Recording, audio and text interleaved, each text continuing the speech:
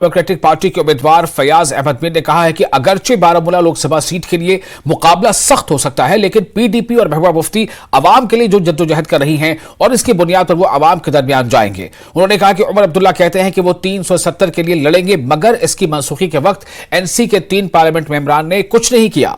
मीर ने बारामूला में पार्टी के सीनियर रहनुमाओं और ओहदेदारों के इजलास की सदारत की। उन्होंने कहा कि एनसी काबिल एतमाद पार्टी नहीं है। मीर ने कहा कि लोग अच्छी तरह जानते हैं कि बीजेपी ने यहां से लोकसभा इंतखाबात में कोई उम्मीदवार खड़ा क्यों नहीं किया है, क्योंकि वो किसी खास उम्मीदवार की हिमायत कर रहे हैं। मैंने उसके बाद ही कुछ ही दिनों के बाद एक प्रेस में एक बात दी थी, वो नेशनल कॉन्फ्रेंस एक पीएचडी की सीट के लिए अलायंस नहीं कर पाया उस वक्त। उसमें भी उन्होंने प्रॉक्सी कैंडिडेट नीचे खड़े किए। वो क्या असेंबली में करेगा? किस पे आप भरोसा कर रहे हो? इस वक्त जरूरत ये नहीं थी।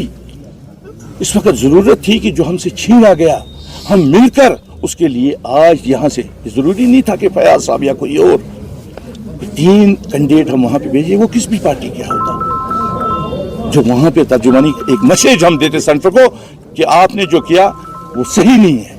वो जब उस पे नहीं हुआ तो वो क्या इस पे? आज लोगों को सब पता है, आज सोशल मीडिया है, आप लोगों को भी पता है किस पार्टी के पीछे कौन है। क्या ये सबों को पता नहीं है? अगर बीजेपी कैंडिडेट यहां खड़ा नहीं कर रही है, उसका रीजन क्या?